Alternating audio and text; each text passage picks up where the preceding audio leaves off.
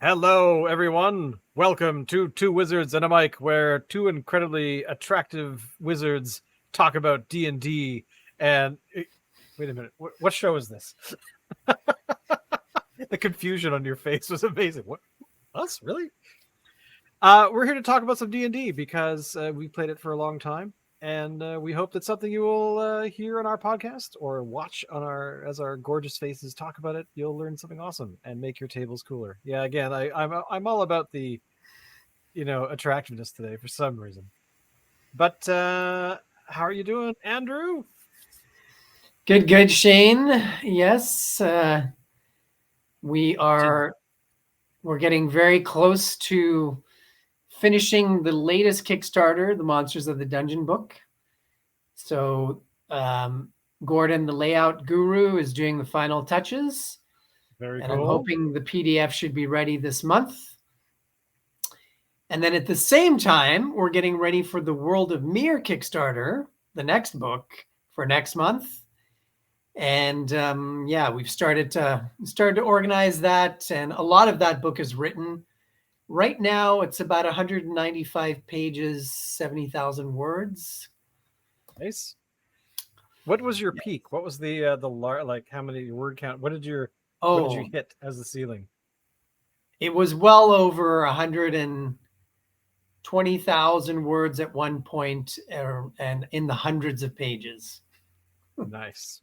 So It's easier to take away than to add. yeah, it's getting molded and changed, and Oh, that's awesome. Well, I'm excited because I'm going to support the Kickstarter, and I hope everyone else does as well. The topic today is actually kind of awesome because I didn't know a particular book existed, which we will talk about. mhm. But we're talking about loot, loot, and more loot. And we were watching, or at least I was sent some videos where I watched them this morning about people having discussions, other podcasts having discussions about the point of treasure, the point of being able to spend it, and there were some very interesting opinions about it's there's two trains of thought that seem to be really prevalent, which was the first one being uh, you have to earn things. You have to be able to take your character and go through trials essentially in order to gain certain things. You should not be able to buy them.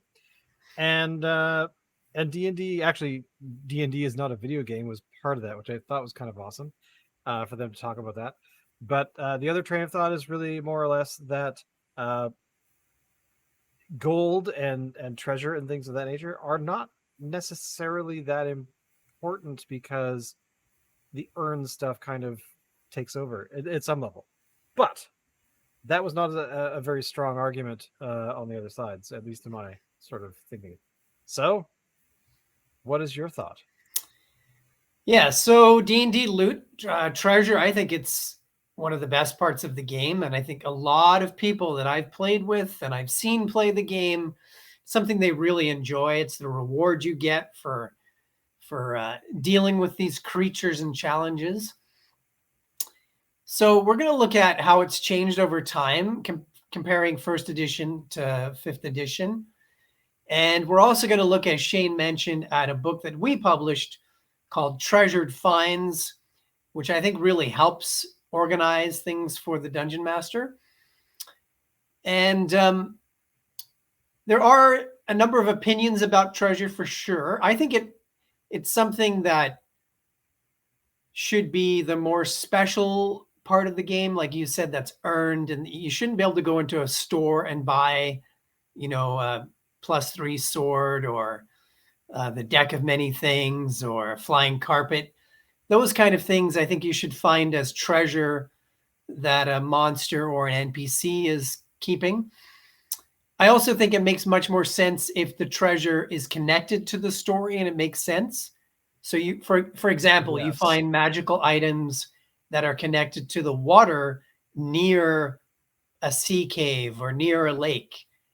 And some magical items and treasure a creature or character is going to be using, and others they're going to basically they're going to hoard away, like if a hobgoblin found a magical sword, they would probably be using it.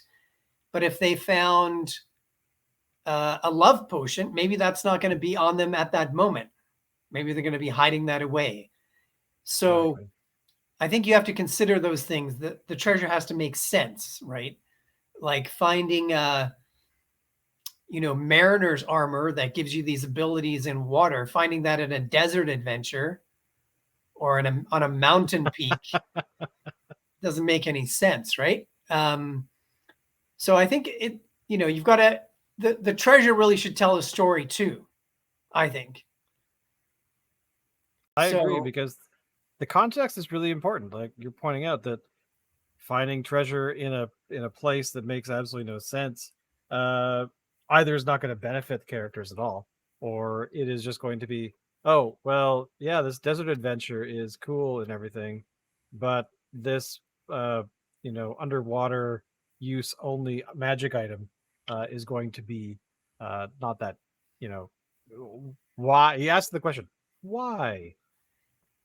yeah, I think a good treasure should be part of the story, and it should make sense, and it should be immersive, right? So let's look at first edition first. So originally when D&D started, you got experience points for killing monsters like you can now, and you also got experience points for your gold. So treasure had even a greater meaning in terms of leveling up. And in the original books, treasure included coins, gemstones, and magic items. So I'm going to look at just a few quick examples from some old adventures to show you how treasure was it's changed, because there used to be a lot more in terms of the amount of it. Again, you have to think about, like, how could players ever carry this out of a dungeon? So this is from the Against the Giant series. Love it. And here's one example of a chest in the Giants. These are the caverns. Here's a chest, one treasure chest that has 22,475 gold pieces.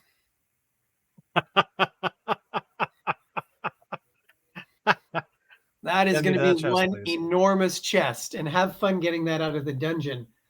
Another chest has 46,010 silver pieces. Yes. Another one has 31 pieces of jewelry worth between 200 and 800 gold pieces each.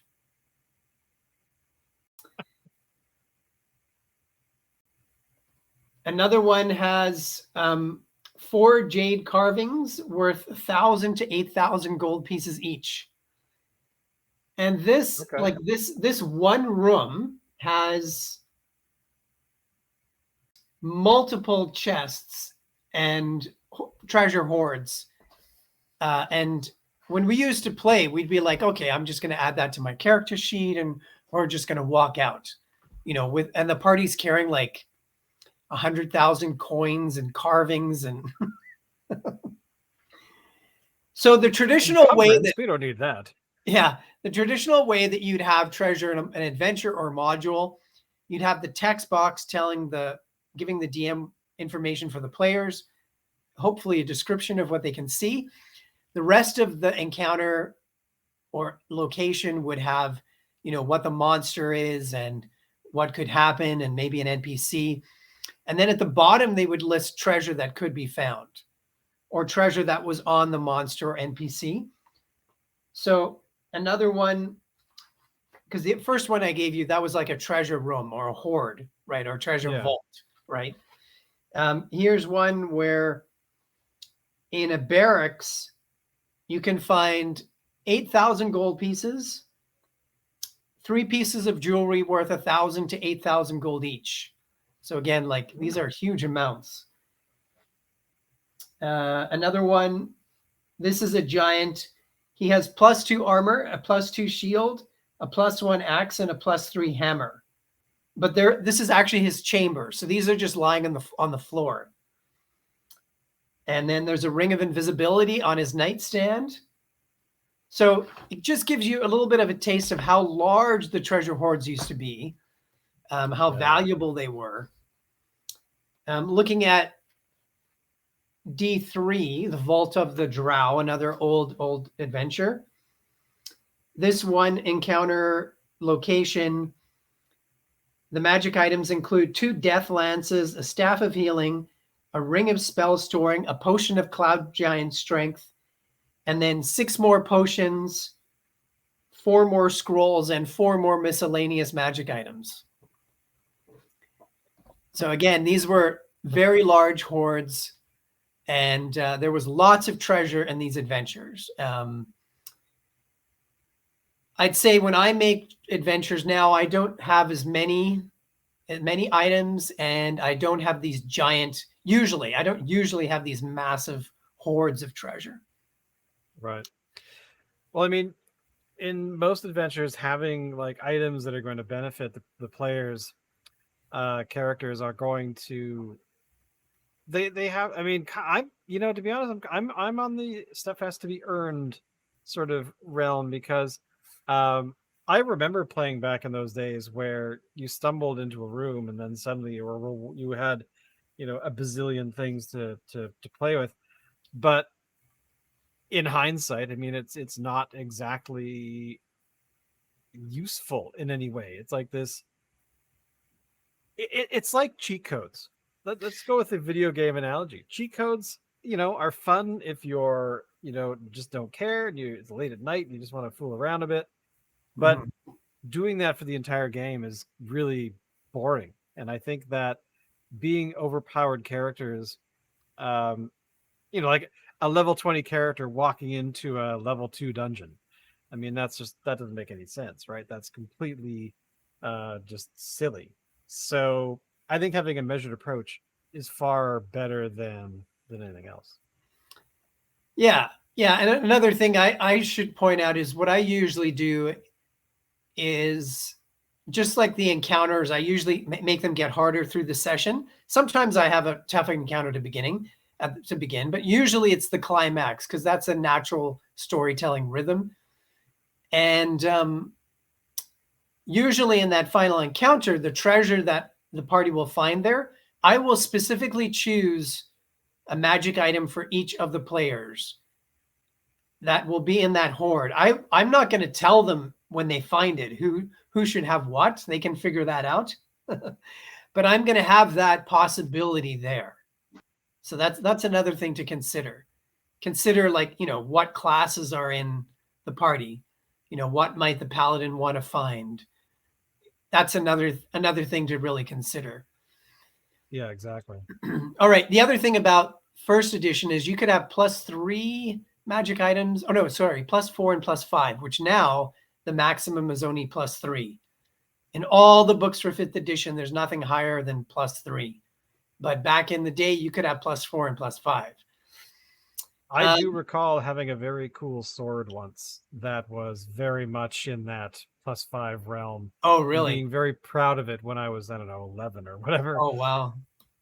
I don't know how I found it, but I remember having it because I found my old character sheets when I was a kid, like that completely break every single rule in D&D at the time. Yeah. But still. Oh yeah, no. When I read the old books now, I was like, "What were we doing?" Well, we were having fun, but we weren't following the rules to a T. That's for sure. All right, now let's look at things with 5th edition. So it's funny because I hear a lot of people, or a number of people, who say, I don't understand how treasure works. Well, unless you don't have the Dungeon Master's Guide, then in that case, that makes sense, because that's where the rules are. But there are very clear rules of how treasure works in 5th edition. So on page 133 in the Dungeon Master's Guide, and actually I think that part of the book is probably one of the best things in 5th edition. The treasure and the magic item section is done really well. Of course, they're copying like 80% of the original magic items. There's not a lot of new there, but it's done fairly well. Treasure includes coins, gemstones, art objects, and magic items. So art objects are now specifically included. That wasn't the case before. They weren't always a part of the rules for treasure that I can remember. Right. There's individual treasure and treasure hoards. The only thing that is not well organized is how this treasure is divided up. As a dungeon master, you kind of have to decode a number of tables to put it together. Yeah. So I'll give you a quick example. So if you go to page 136, 36. yeah, 136, it shows individual treasure. So that's quite simple because it just shows coins that would be found on with a monster or an NPC. That's Right. straightforward. But the magic items and art objects and gems, say you have a 3rd level druid. Actually, these are by monster. So say you have the challenge, they've divided everything into 4 in terms of the monster's challenge ratings. So the Right. first group is 0 to 4, then 5 to 10, and then there's 2 more groups. So the 0 to 4 challenge ratings for monsters. So if you had a werewolf, you have to figure out, you have to roll, first of all, percent. So if you rolled 85%, that werewolf could have 2d4, 2d6, 50 gold piece gems. And you can roll 1d4 for the magic item table C. So you have to roll all these things, and then you have to go into the magic items section, into the certain table, and then roll on that. You can roll on that table or choose. You can roll percentile. Is it percent on table C? Table C is percentile. Yeah. Okay. So, so say you rolled. So to do the whole process, say you rolled 10, you would have 10 50 gold piece gems. Then you have to choose what kind of gems they are. That's on another table. Then say you rolled twice on table C. And then when you rolled on that table, you got the potion of fire giant strength and a necklace of fireballs. But it's not organized in an easy manner for the dungeon master. It takes a while when you're prepping treasure. So what we decided, let's write a book that makes this a lot more simple. Which book would that be? Oh, Treasure my goodness. Finds. So this book is one of the books we have for sale on the DM's Guild. We'll put the link below. And what we've done is we've organized the treasure for you. And this book is not really just for treasure. It's really a great book for prepping. I use it every time I prep, and I use it for every game I play. So the cover was by Travis Hansen, who works with us a lot. And then the really well laid out book and the graphic design and some of the art as well is all from Gordon McAlpin, who's worked with us. Nice. So the first section of the book is individual treasure.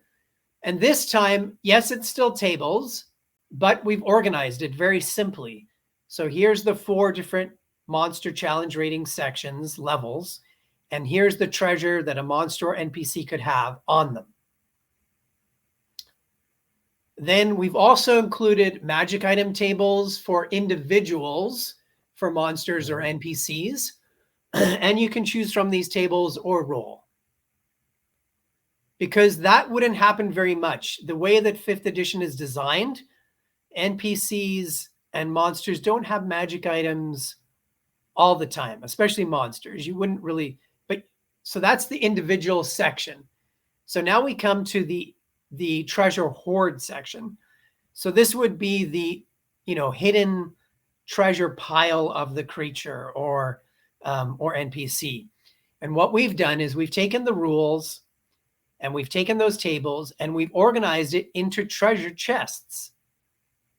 And these are cool. These are treasure chests plus traps for the chests for each of the 4 challenge rating levels. That So it's makes it all so much easier. yeah, it's all organized. You have the coins, you have the gemstones, you have the jewelry and the art objects and the magic items. It's all organized. So you can just put these right into your adventure. You can have this book and you will never worry about what treasure you're going to need to use in your games.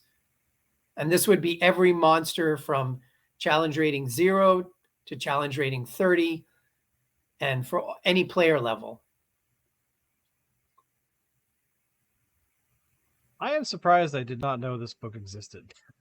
Because this is actually like it's so useful. Like this Yeah, is I agree. So let's hold there for a second. Yeah, yep. thanks. I think it's like our most underrated book that we've made actually because like I say I use it every prep session and every game. Okay, so now after the chests, we've even included monster guardians for the treasure. So this book could Oh, help you that's prep. cool. In some ways, you can just use this book to prep your whole adventure, really. Yeah, that's actually very cool. Like Monster Guardians challenge rating. Yeah. Just like Yeah. oh, this is cool. So the monsters that would be appropriate to be guarding those. And then we've included several NPCs as well. NPCs that would be of the right challenge rating level to guard that treasure. Oh, this is what I noticed earlier too. Oh, I love this. The NPC guardian stat, like all these different characters that could be guardians of different things. I think that's just Yeah. Yeah. So that's if you're so short cool. on NPCs in your story, all of this, anybody home brewing their adventure, you could use all of this and you could just insert these treasure chests. You can insert these NPCs. It makes your job a lot easier.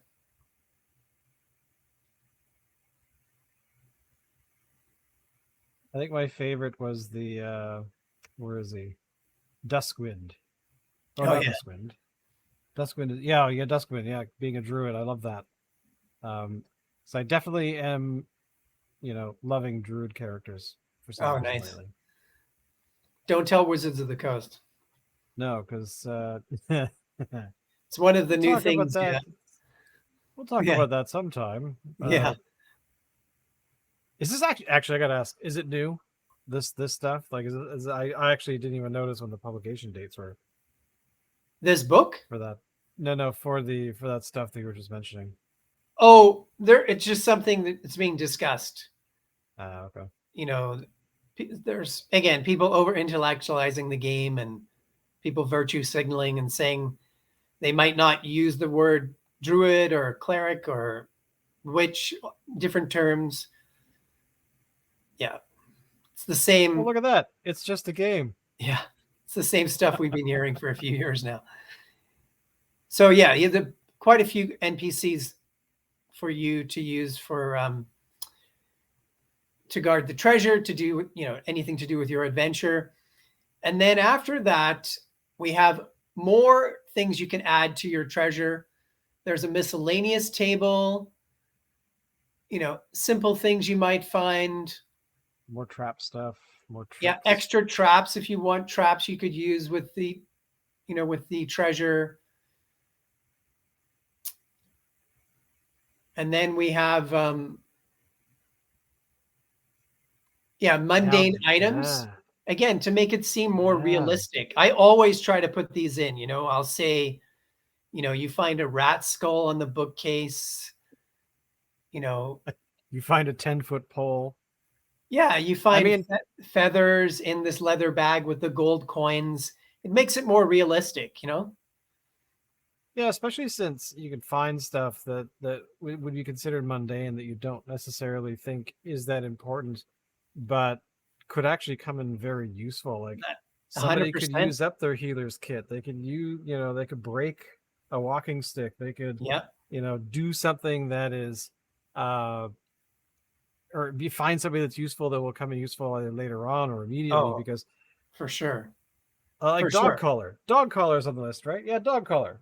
Like what if you run into a creature that is fairly domesticated, or you could, and you want to lead it around rather than, just stuff that would not be, that important. Yeah, and like we a rat included skull. adventuring gear in there as well.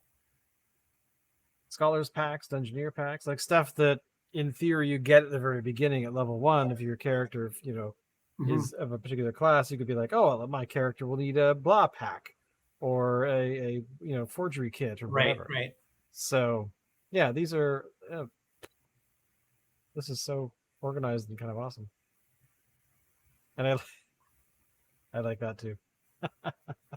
Which the The gargoyle? just the gargoyle and Yeah, the final. Hey, not everything always is during the adventure. There's all stuff in between. yeah. That's another But that's another book to help. That's another Dungeon Master's Guide. That's we have one on the DM's Guild, the Between Adventures Guide, yeah, or Between Adventures Handbook, and then we have one on Drive Through called the Between Dungeons Handbook, and both of them are Dungeon Master resources that have, again, organized, resources and tools that can make your game and your prep a lot easier. exactly. I mean, that's the thing, right? Is that between dungeons, a lot of the time adventures are you've conquered a dungeon, but it's not the end of the story, and you're going to have to go somewhere else. And but I find a lot of the time, like even the players, like I don't, yeah, I was gonna do blah and this, that, and the other thing. It's like, well, you ran out of bolts for your crossbow. You don't have any. Are you gonna stop maybe and pick up some flasks of healing or something like? But that kind of gets overlooked. I mean, I've talked about this a lot, where some of the really cool stuff gets overlooked just because you're itching to get on to the next part of the adventure, but part of the adventure is playing a character who, like with the treasure and gold and silver and all the different coins that you could find, are kind of important that you don't poo-poo them in a way that, because this character you're inhabiting, this is a living creature inside of an imaginary world, but they have to eat, they have to pay the rent. Like, wouldn't it be cool if you had like an option where you had to, like, are you a renter, do you have a mortgage, like all these kinds of things, that do you have health insurance? Well, Or would that just be too real? have you done that on? They have that on Starfield. One of the options for the new Bethesda game is to start out with a dream home, which I've done for one of my characters, Yep, and I you did for one have of to mine pay too. mortgage. You have to pay a regular mortgage right away. I and then I remember getting to I finally was able to get to the location where the house was. Mhm. You get to the door, it's like, I'm sorry, you got to pay the fee or the fine or whatever it was The because mortgage. you're lagging behind. It's like, Yeah, oh yeah, yeah, man. yeah. And then you open it and you get inside and it's unfurnished. Exactly. It's like, okay, you've paid off this month's rent. Mhm. Not to mention, you're also possibly have parents you have to pay money to every month, which also sucks. There's there's been some times where playing along and the reality really sinks in, because you've just, I don't know, discovered something and got a reward of some amount, and then suddenly it's like $500 or credits have been sent to your parents. Yeah. Oh, yeah. Yeah, that's But the that other kind of stuff in option. D&D would be cool. Yeah, that's the other option. Another option, you can choose to have a really close relationship with your parents, and an automatically a certain amount of the credits that you gain gets transferred to your parents.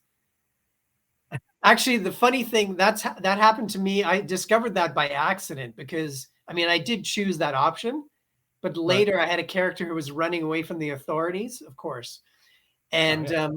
I noticed that there was an elevator nearby it to some sort of building, and I thought, well, I can hide there. So I took the elevator up, and you get out on a floor, and it's a condo building, and the door opens, and your parents are there, and they're like, "Come on in."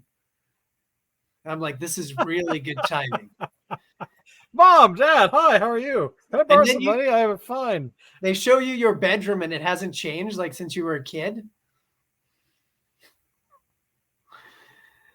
It's yeah, Oh, that part is really well done. The only thing about that game, which is so poor, is the quality of the NPCs.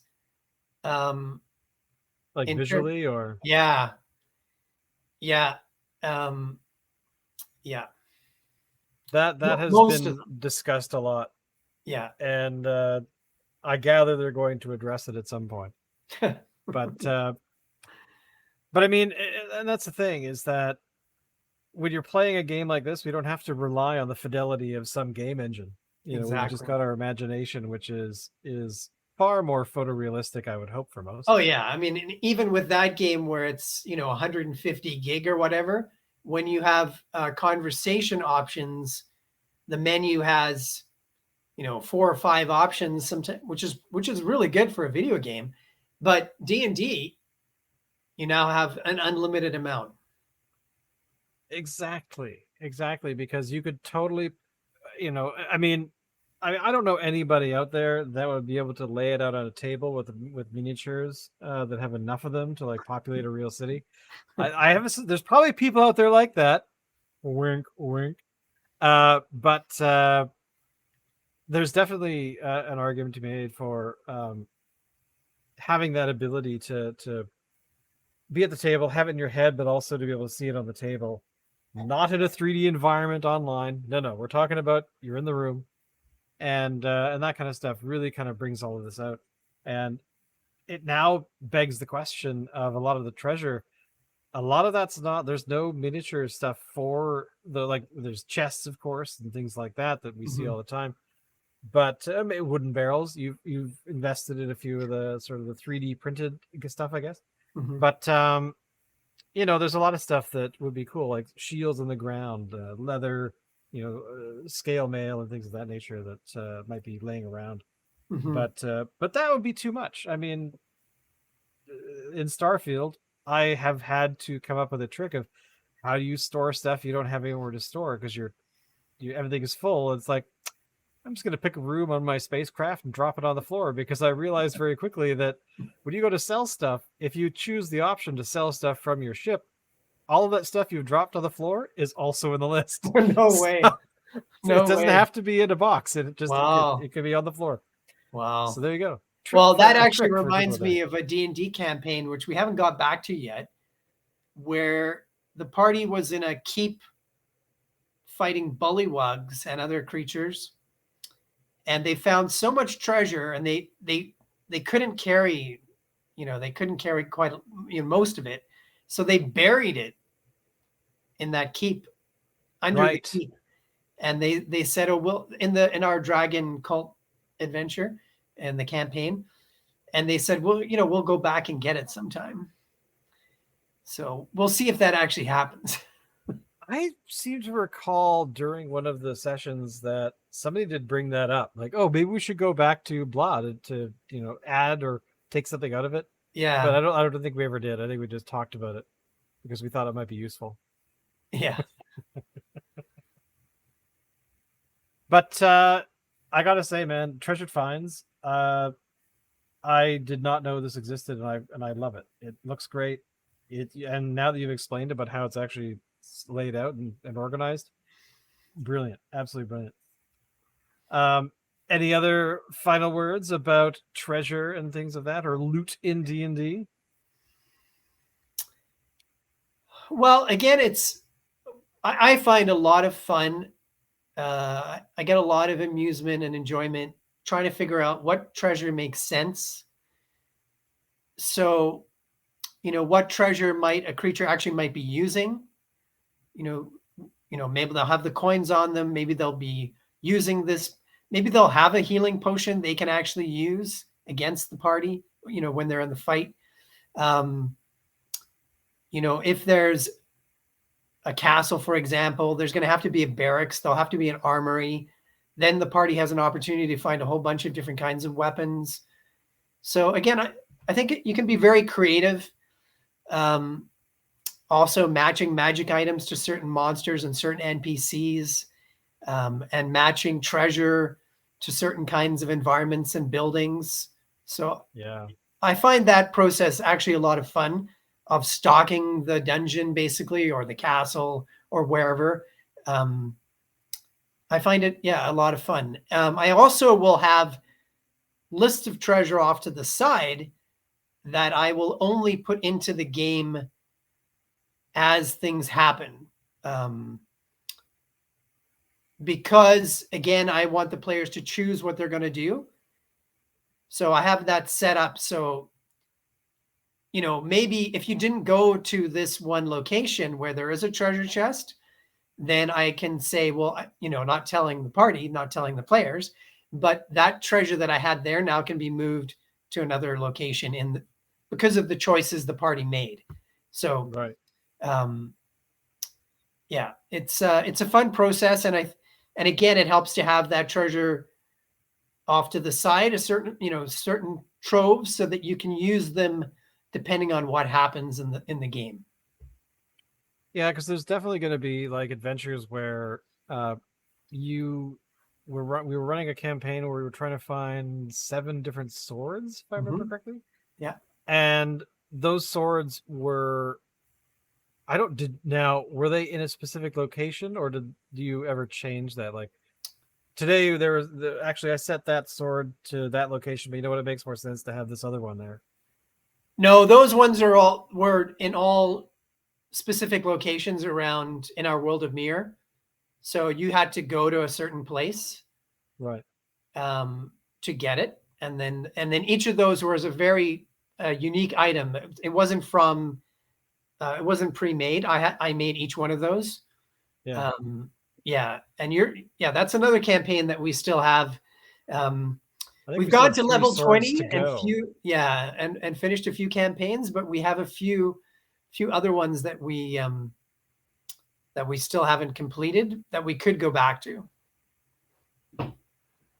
You heard it here first. We're going back to the mirror. I've actually forgotten what that adventure was even called. I remember the swords very well because I think my character had 2 of them or something. But Yeah. But I mean, this is important stuff to talk about because those other podcasts that you sent me, like a lot of those, there were some sort of really critical thoughts about how realistic is it to have this stuff when you can't buy the stuff you want to buy, but I agreed with the counterpoint of you shouldn't have to be able to just, oh, I need the sword of blah. Yeah, I'm supposed to go get it, the castle nearby, but you got one? Can I back order that thing? That kind of stuff. It makes no sense. And it's really kind of nice that these, as I always sort of whinge about, I want stuff to be lived in. I want the lived reality of this world. Mhm. And as you add things to it, and as you have creatures, you have cultures, you have NPCs, you have all these things, but getting into the nitty gritty of what is actually important for like the treasure and the money having a purpose, like actually giving the money a point of being collected, and like the mortgage, like the parents, all that kind of stuff. But because you can actually have those things added in, and the games that I've played, and especially with you, there's been tons of that. Like a character introduces, you say, okay, here's the backstory, and it's like, great, I have an idea. How about this or that? And although we haven't done a bounty hunter coming after characters, now that would be cool. Like there's some sort of outstanding debt or something like that. Because that to me is like something that happens in Starfield a lot, where there's bounties you can collect for a bunch of different reasons. Yeah. So. It did happen one time because actually I made a bounty hunter for the Monsters of the City book. Oh, okay. I remember in the Zog campaign, actually in the 7 Swords campaign, a bounty hunter was sent after you. Yeah. Another point we didn't mention is there has been some debate over the years about dungeon masters getting frustrated because the players have too much money and too much treasure, and asking, what can you do? And there's actually articles in the Dragon magazine. I'm sure people have written blogs about how to get rid of the players' treasure, and especially their coin. And it's actually quite easy. I mean, first of all, the most obvious one is that as the party gets more powerful, it's going to be more expensive for them to do what they need to do. So to have a headquarters, to furnish this place, to build a castle or furnish a cavern, or buy a boat, pay for your minions, like your guards and pay things. Exactly. Pay for because one of the parties in one of our campaigns had a small army. So pay for your hirelings, They also had a chain of stores that they bought. You have to pay for that. You have to pay taxes or tithes to the king. And then, of course, one of the oldest tricks in the book is the robbery. Well, exactly. I mean, that was the first thing I thought of when you mentioned Yeah. it, is that, oh, well, that buried treasure that got buried under a keep in, City X. Yeah. They could go back and be like, it's been found and looted. Sorry. Yeah. There's a little note from their arch enemy. Thanks. Thanks, everyone. Signed Red Apple. Thank you, Red Apple, you jerk. He was one of the most hated NPCs I ever made. This little, like, crazy halfling wizard who took no prisoners. Yeah. Oh my god. And he's met an untimely end in both campaigns, because I've had 2 groups run that same campaign. And what happened in the other one? The same thing that happened in the first one. The party were eager to end his time on the prime material plane. They wanted to make that's the best way to describe it. They wanted to make applesauce. So nice. Yeah. Well, everyone, now that Red Apple has met an untimely death for a second time, we'll see you all next week, where we'll be talking about a brand new topic about D&D. We, of course, invite people to send us suggestions. What kinds of things have we not talked about, or should we talk about again? Or should we delve into a little more detail? Like magic items and coin hoarding is just one thing, but it also ties into how do you move that stuff around if you find a lot of it? Should you have characters that are okay with leaving treasure behind? Or should you have characters that are like, no, we're going to take it all with us? Because bags of holding are only so deep. But thank you. And we'll see you all next week. And of course, everything we've talked about will be down below.